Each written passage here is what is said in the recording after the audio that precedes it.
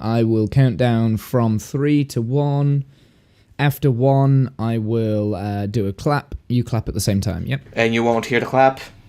3, 2, 1. God damn it. You're not meant to fap.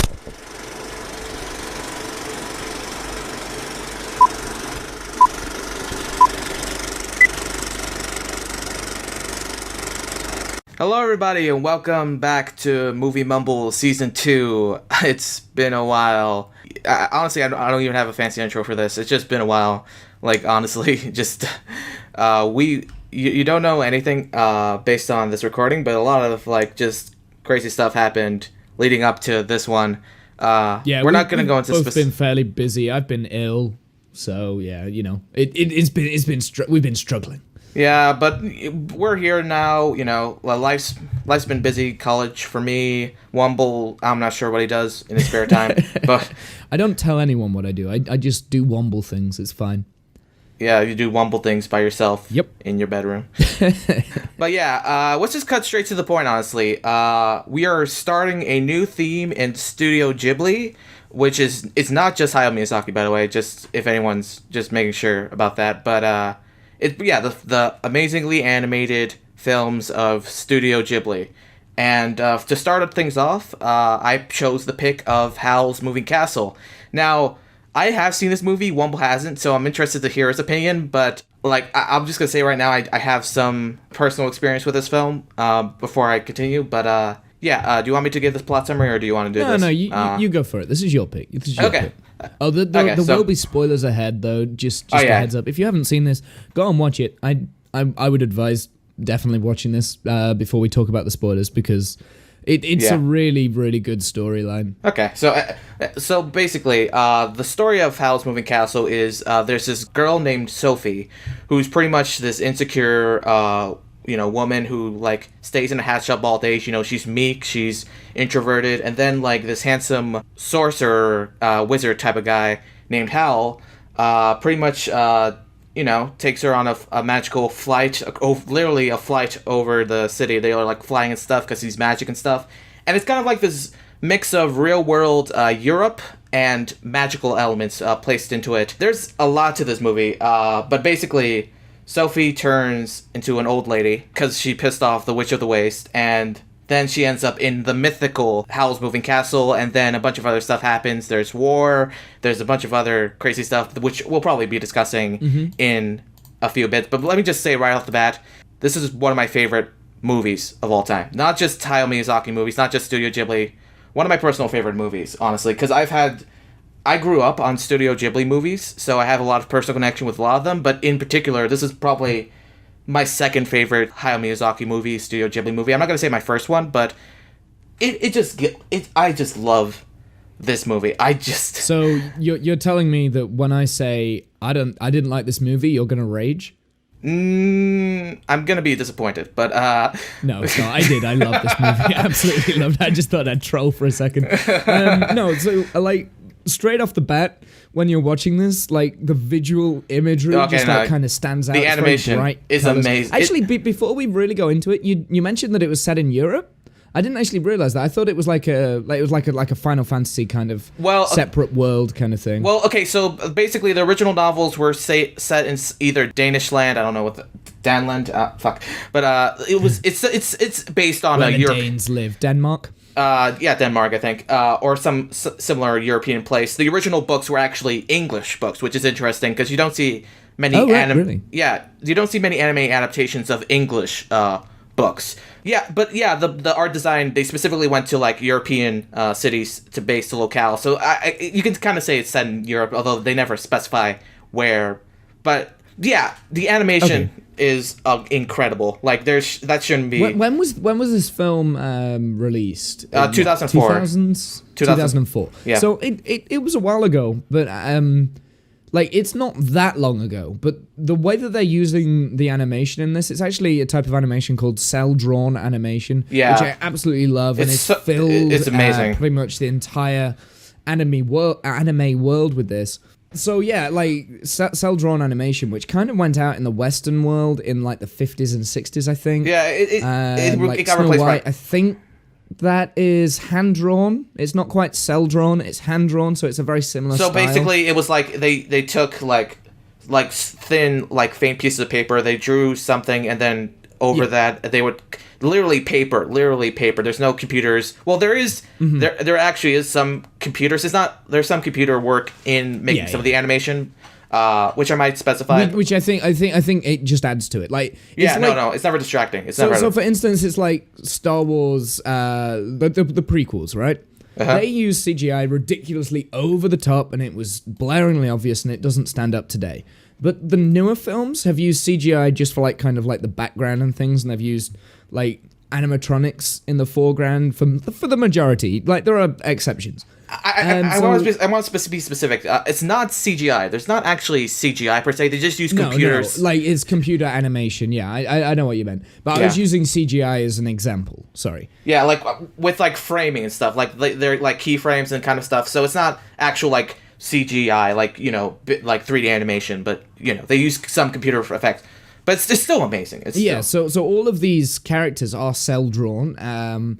A lot of the animating in itself is cel drawn, which means that someone in a very dark and damp office somewhere in the middle of Japan probably sat down and drew this film. Yeah, and most of it is amazing. It's definitely Hayao Miyazaki's brainchild. The guy is an incredible animator. Like even going back to his earlier works like Nausicaa and Princess Mononoke, he is a talented animator, and he's still going strong. Actually, a fun fact: this was technically like.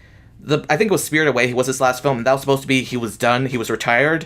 He was retired from animation. But then, like the studio was working on Howl'S Moving Castle, and they had an original different guy working on as the director. But he kind of quit, and then Hayao was like, fuck it, I'm going back to animation. Fuck it, I'm inspired. And then he did more movies, and then he retired again in 2013. But I've heard he's gonna make another movie. He's back now. Yeah. He's like Jay-Z. He never retires, really. Just a quick question on Studio Ghibli, because it's obviously going to come up. Have they completely closed now? I don't think they have. I'm pretty sure they haven't. Okay. I can Google it, but I don't think so. Because I heard a while ago that like. It's Studio Ghibli's last film or whatever. They're actually closing down because they weren't making any profit. And that's an issue with the company. If you're making these films and you're putting out, sure, they're incredibly talented, but if you're not making the money, then how are you gonna keep revenue going, kind of thing, Okay, so I don't know. I thought I heard that, but I'm not entirely sure. I just Wikipedia'd it. Technically, they halted production in 2014, but it looks like with Hayao Miyazaki returning, they're restarting production on a new film. So, Oh, that's excellent. Okay, cool. Okay. So they halted production. Okay.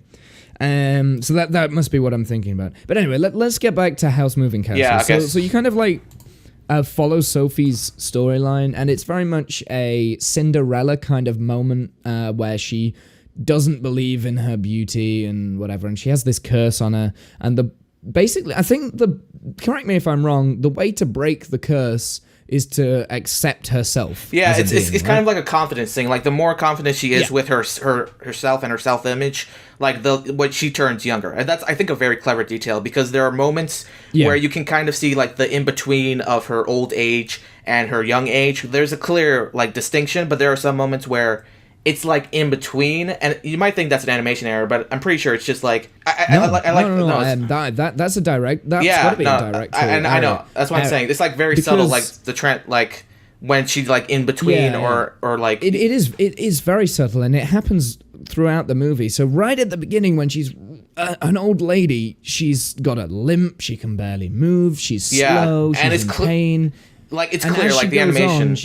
She's building up her like physique and stuff. That's like her inner beauty that is starting to shine through, and as she goes through, she stops being this elderly woman, and towards the end, she becomes her same age, but she keeps like the grey hair. Yeah, and it's just a really great character piece, and will It's like a spell from a fairy tale kind of thing. Yeah. And the way to break the fairy tale spell is to make sure that she's become one with herself kind of thing. Yeah. Does that make sense? Yeah, and I like that they do it with this more introspective, like, personal, like, it's almost like the curse is self-inflicted, because really, it seems like she's only old when she's, like, in a state of, like self-doubt. Like, I think one of the best scenes in the movie is the scene where they're at Howl's, like, old childhood place, and, like, it's obvious, like, Howl's actually gonna almost, like, kill himself in the war, essentially, so he's like a last will kind of thing, and this is, like, the longest moment where Sophie is herself, her, like, new, like, gray-haired self for most of the film. This is, like, one of the longest times she's young after the witch curse. So yes, and then the moment she comes back is like the moment where she's like, I don't know, saying like she's not beautiful or anything, and then Hal's trying to say she is beautiful, and then she just turns back into an old person and says like, well, when you're old, you have less things to lose or something like that, which is just like it's such like it hits you. Yeah, it hits you. It hits the feels like. And this film does that all the way through. Like, it very subtly makes you care for these characters. And it's not as serious as what we're making out as well. There's a lot of comedy in there, too, which is great. Yeah. You've got the Witch of the Wastes, who you think is going to be the big bad guy, but ends up being this feeble, old, fat, wrinkly lady who has literally sold her soul for the magical powers. And that's interesting. It's interesting because it's not really a antagonist, which is something you don't. Miyazaki doesn't. They usually don't have antagonists. Like even the most. It's more morally gray in that sense. There is a kind of there is an antagonist in the form of the other older lady, but she's not a villain per se. No, it's more. Not. It's much more complicated. But Yeah. No. So she's trying to get. Like, is it Madame Sullivan? Yeah, it's Madame Sullivan, who's trying to get Howl to become more of a selfless person, if that makes sense. Like, that's her own goal. So the whole war that she's causing and waging is purely so that Hal can fight his inner demons, which is actually a really, really cool idea, is the fact that your mentor is still mentoring you even after you've stopped being a student. There's also a hint of, like, sinisterness in her character. Like, she's not a villain per se, but there's also the fact that she took away the Witch of the Waste, like, powers, like, rather cruelly. Like, she made her literally, like, go up the stairs and, like, in her like state, and then they sucked it, and it looked like she was going to do the exact same thing to Hal too, like in that case where I think that might have been her initial idea, but then I think she, like, for me, what I see there is that she sees Sophie's changing Hal, and Hal is becoming a better person because of it. Does that make sense? No, so I get she kind of like steps away. Yeah, I'm not saying she's, a lot of the characters are very complex. I have a quick question, actually, before we continue. Also, like a really cool note, person who plays Hal is, of course, Christian Bale. I was about to ask you that. Which version did you actually see? You actually saw the dub version, which, look, Yes. I think these are some of the best anime dubs, honestly, because they do pay respect to the original source material. I really struggled getting hold of a copy of this, which is a shame, of this film, because I went online. I couldn't get a legal copy online anywhere. Usually I rent these from like iMovies or Amazon or something like that, Google Play, but none of these places had a digital version of this film. And I in fact, it got to a point where I was messaging you, and it's like, I can't get a hold of this movie. I don't know if I can watch it, Yeah. But at the last minute, my neighbor down the road, I remembered that they're like a huge anime fan, so I thought, you know what, I'll just go on a whim and ask them, and they said, yeah, sure, we've only got the English version of this. Is that okay? I was like, yeah, sure, whatever. I'll watch the English version. I'm not very good with the subtitles anyway at the most of the time. I'm glad I got to experience the English dub. Also because, like, what also sold it was the fact that, Christian Bale, he's a great actor. He's done a lot of great stuff. You've got another load. And look, I know you have your opinions on dubs for the most part, but I feel like with this one, like they put special, like the Disney produced use the dubs for... Animation is different. So animation is different. I can watch English dubs over animation. I'm actually better with that. When it comes down to live action, then I kind of like to watch the original language. I know it's weird. But animation is different because you can do a lot more with the animating team and the voice actors. So they're not just trying to lip sync all the time, if that makes sense. Yeah. It doesn't break it away. But definitely, I do agree, the English dub cast for Howl's Moving Castle is spectacular. Like, the highlights, I think, I mean, obviously, Billy Crystal as Calcifer, it's just a fun performance. He's just like a goofy... Yeah, it is. He's a comic relief character, but there's still, a bit of... they still feel, a bit for the little scribe, but, he's mostly comic relief. But I think, honestly, some of the best performances come from the older characters. Like, older Sophie, I think, does a spectacular... I don't know who the actress who does... It's Gene Simmons, who does the older voice for... Wait, are you sure it's Gene... Grandma Sophie. Are you sure it's Gene Simmons? Because that's the guy from Kiss. Or is it? No. Different. Different Gene Simmons. Gene Simmons was... I'm sorry. She was in Guys and Dolls, I think. It's like 1955 film. Well, she does an amazing job, and also the actress who does The Witch of the Waste does an amazing job. I've heard I don't know who does that. But she... Gene Simmons, she has done a bunch of British kind of roles in the past, and she's in a lot of old movies, I think. Yeah. That's why I recognize the name from. But yeah, her whole performance in that was just great. You really pull on the heartstrings with her character. Okay. I don't know who plays young Sophie. Lauren Bacall is Witch of the Waste, and apparently Hayao Miyazaki is actually a big fan of the actor, so it seemed like, I don't know, I'm not sure of the specifics, but I think that was one of the reasons why they got Lauren Bacall was because Hayao Miyazaki is such a big fan, and it's Ellen Mortimer who does Sophie, young Sophie. I don't recognize either of those names. I might reckon if they're in some... I presume the Witch of the Waste is an elderly she's an actress. Yeah, she was in The Big Sleep and some classic movies with Humphrey Bogart. Yeah, okay. So I might have seen her. I don't recognize the name, but I might have seen her in some 50s and 60s films. Possibly. Oh, we'll see. But the point is, they give great performances in this movie. Yeah, they do. They all do. As for Emily Mortimer, I don't know her at all. She does some indie films. Lars and the Real Girl, Hugo. Yeah.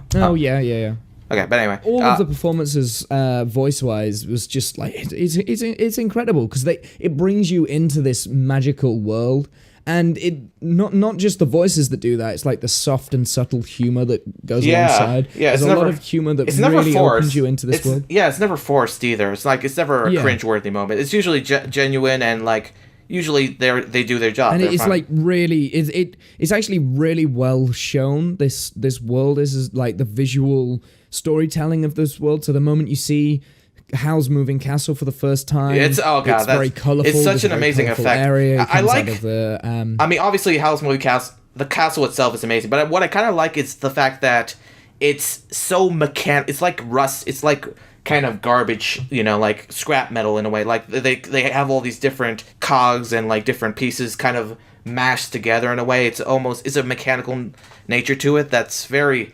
And that's one of the places where they use computer animation to get the constantly moving pieces of his body, and it's such a great character. It's a character onto itself. Honestly, it's so detailed and incredible.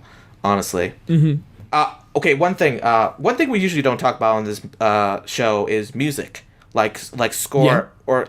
I always try and go for a little bit of score. I always write things down for score, and then I think I never actually get to them in my notes, but I do actually have a little bit of music. Well, in this case, the music plays a big role because it's a lot of motifs in this. A lot of the songs in the movie play off a certain motif. The original song is "Merry-Go-Round of Life," which is of course the da da da da da da da da. That thing, which plays throughout. And there's obviously, and I kind of, it's such a pleasant. The original tune is such a pleasant song, and every time you hear it, it's a different variation of that motif, and I don't know, it's a very pleasant experience. It never gets annoying either. It's just, I don't know, I can't speak the specifics of it, but it's nice and it works with the movie. It very much. It's also a soundtrack, and this doesn't happen that often. It's a soundtrack that I really honestly believe that I could listen to just on its own. Like, usually movie soundtracks, you have to watch the movie with the soundtrack, and then it adds to the film and everything like that.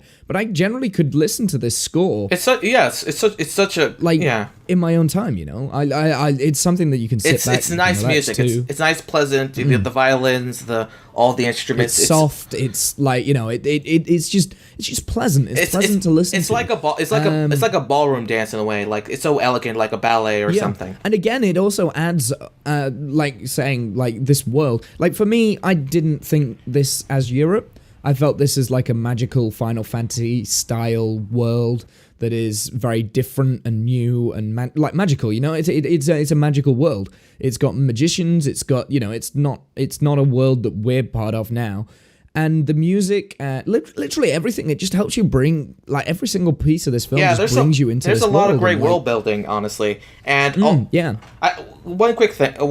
Let me just talk a bit about my own personal experiences with this movie, because I watched this movie when I was really young, and as a kid, I never, the plot was kind of confusing to me, because there is a lot of stuff in this movie, and for a first-time watcher, maybe it might seem a bit too much to handle, because there's, like, war, and then there's, like, the whole thing about her aging, and then the magic. And as a kid, I was very confused by this movie because there was so much dense stuff in it. But as an adult and growing up, you know, you connect the pieces a bit more, and, you know, there are some subtle stuff where, you know, there are some subtle references, and I think the war stuff very much works for the movie because it's based on a book, but the war stuff was never in the original book. That's purely movie exclusive element, because Hayao Miyazaki is very much against war, and I think part of it was his own personal feelings towards the Iraq War at the time.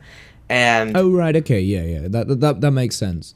No, I actually like that. I think that half paints a picture of who Howl is as well, because he's very selfish and very vain, but at the same time has ideals that he will stand up for.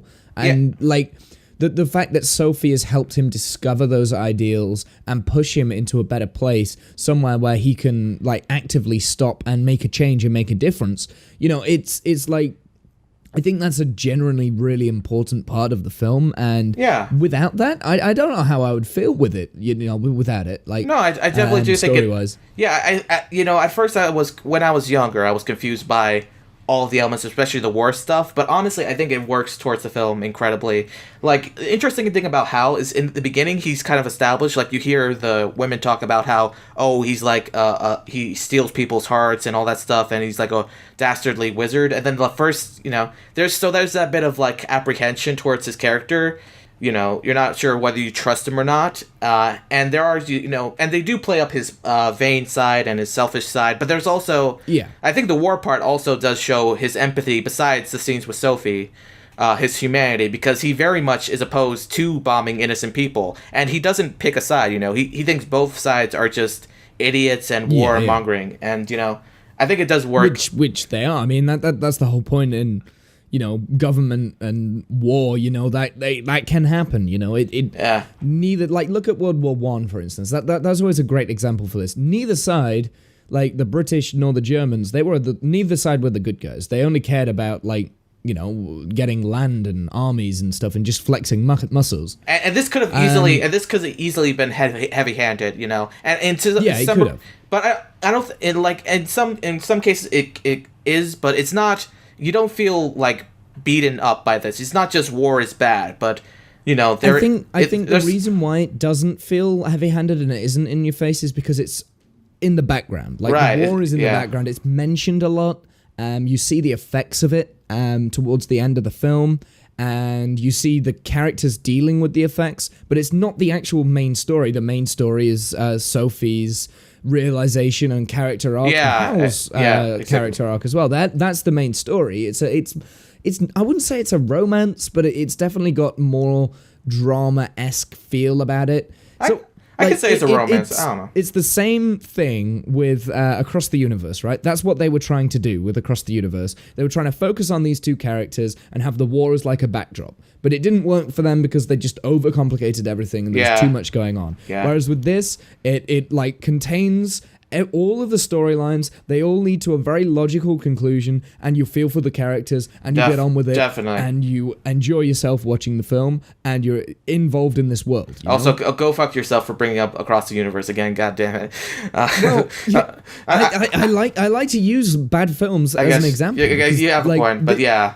Like I mentioned how, like, in the Across the Universe podcast, really, about how it didn't hit all these points that it was trying to do. This is how you do that. The exact same thing. You're definitely right. They were trying to do. This movie is like 10 billion times better than Across the Universe. Obviously, yeah, I know. But I mean, like, it's a very similar ideal. Like, it's a very similar sort of genre, really. Yeah. It's just the fact that obviously Across the Universe is a musical. And obviously, Howl's Moving Castle isn't. And this has better music also. It's got very much of the same sort of themes going through the movie. Okay. And you can see how they're very closely woven. I just want to say there are so many just imaginative parts to it, like the door that leads to different places. That's just a fun concept, like stuff like that. It's a genius concept. It's brilliant. And I like the animation too. Like, you literally switch to the dial and a different color leads you to a different place. I loved that as a kid. Like, it was just so fun. And the food, like, god damn it, was that bacon and eggs fucking delicious to look at? Like he does. Like, Miyazaki draws like mouth-watering food, honestly, like in his films. I don't know. I didn't see it so much like that. I was more focused on what was actually happening. I've seen this movie a bunch of times, so I have like more. Yeah. I have more. So you can pick out a few things, but yeah, no, I really enjoyed this film. That was a good pick. Yeah. Okay. I think this is probably your best. This is my favorite pick that you've ever made on Movie Mumbles. So well done. Oh, okay. Thanks. I mean. Okay. So I guess that's the end of Howl's Moving Castle. I mean, we need to kind of move on, right? Unless you've got any final things to say. There is just one quick thing. It's super quick. There is moments of like actual camera angles, like, like they actually sort of play with the animation camera, because obviously there's not an actual camera. But that's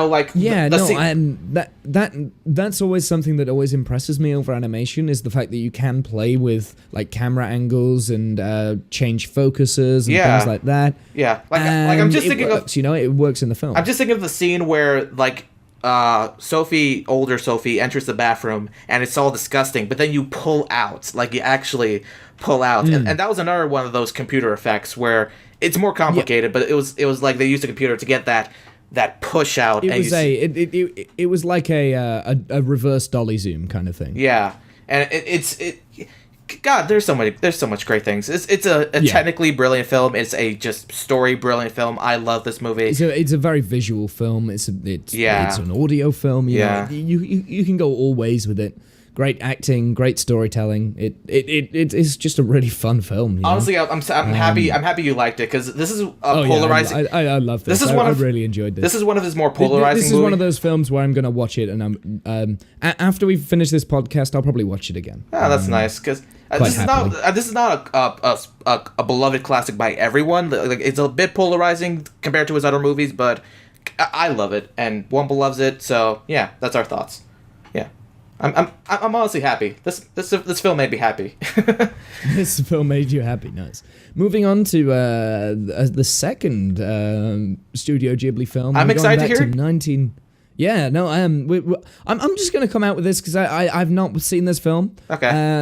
I've seen very few Studio Ghibli films. I think I've seen. Okay, this could be something interesting. Actually, I'm not going to tell you, just in case you wanted to pick them and then decide not to pick.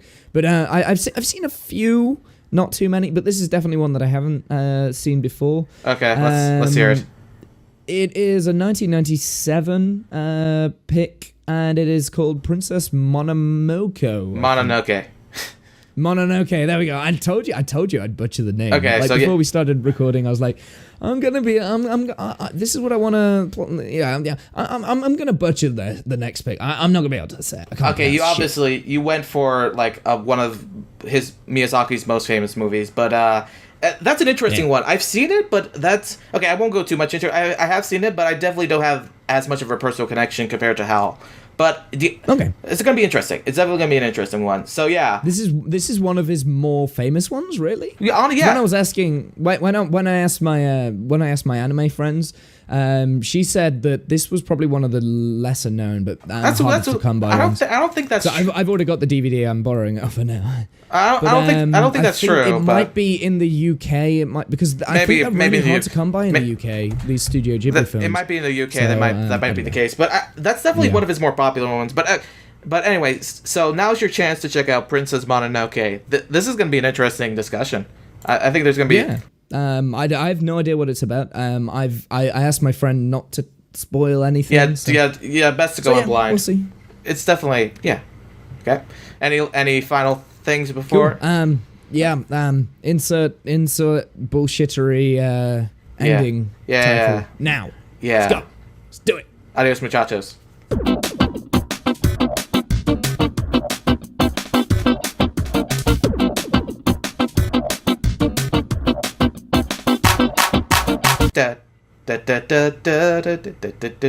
Wait, I forgot which one's my end title. I forgot what my end title thing was. Okay, fuck it, whatever. Stop.